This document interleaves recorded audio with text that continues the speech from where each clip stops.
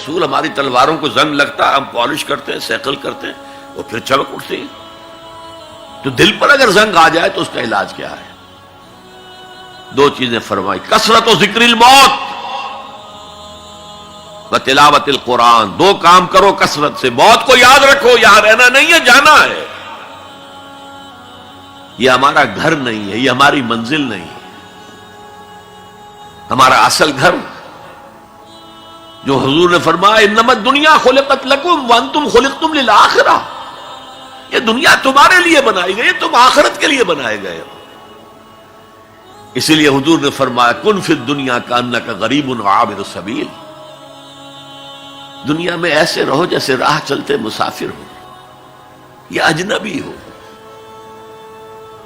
اپنے بارے میں فرمایا مالی ولی دنیا، مجھے تمہاری دنیا سے کیا سروکار، انما مثلی کراکب استظل تحت شجرۃ ثم راح فترکھا، میری مثال اس مسافر کی سی ہے جو ذرا سستانے کے لیے کسی درخت کے سائے میں بیٹھتا ہے تھوڑی دیر، وہ اس کا گھر تو نہیں ہے، اس کی منزل نہیں ہے، پھر وہ اس کو چھوڑتا ہے، اپنا راستہ لیتا ہے۔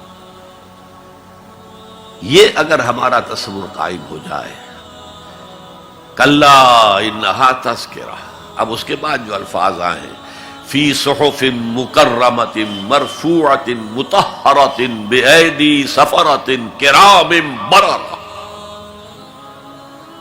یہ جو قرآن ہے، جو تذکرہ ہے، یہ بڑے ہی انتہائی پاکیزہ صحیفوں میں ہے۔ فی صحف مکرمۃ، بڑے باعزت، مرفوعۃ مطہرۃ، مرفوع بلند اور انتہائی پاک، بے ایدی سفرۃ، یہ کن کے ہاتھوں میں ہے؟ لکھنے والے وہ فرشتے، بے ایدی سفرۃ کرام بررہ، جو نہایت باعزت ہیں، بہت وفادار ہیں اللہ کے۔ یعنی اصل قرآن کہاں ہے؟ لوح محفوظ میں ہے۔ اصل قرآن کہاں ہے؟ ابھی اگلی اب جو پڑھیں گے ہم، کتاب مکنون، چھپی ہوئی کتاب کے اندر ہے۔ اصل قرآن کہاں ہے؟ وَإِنَّهَا لَفِي أُمِّ الْكِتَابِ لَدَيْنَا لَعَلِيٌّ عَظِيمٌ، یہ تو اس ام الکتاب میں جو ہمارے پاس ہے، بہت بلند ہے اور بہت عظمت والا ہے۔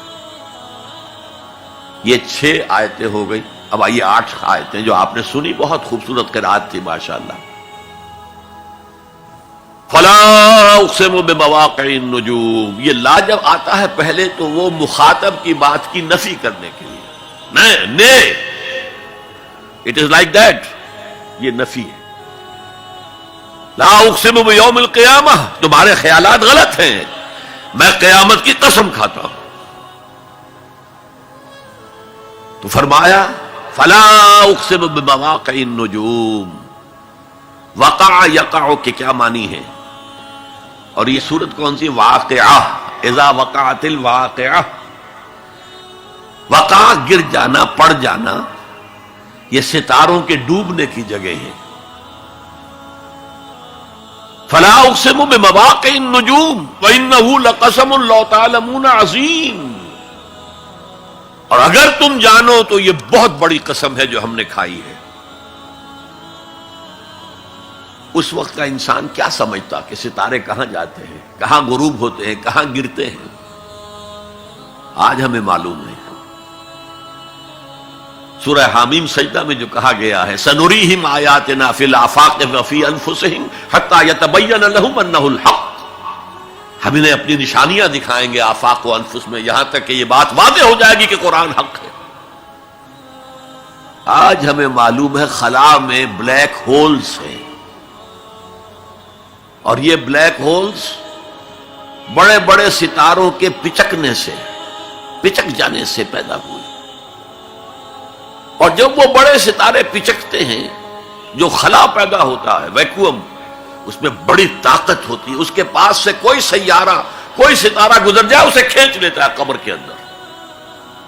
یہ بلیک ہولز کا تصور، اسی لیے اللہ نے اس وقت کے لوگوں کے لیے کیا کہا؟ فلا اقسم بمواقع النجوم وانه لقسم لو تعلمون عظیم انه لقرآن کریم، یہ بہت باعزت قرآن ہے، فی کتاب مکنون، ایک چھپی ہوئی کتاب میں ہے،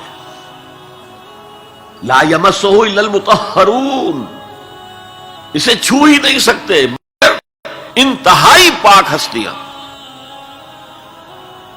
اس کے کیا معنی ہے؟ پہلی بات تو ہمیں معلوم ہو گئی، مراد فرشتے ہیں، بے ایدی سفرۃ کرام بررہ، اسی کی شرح ہو رہی ہے نا۔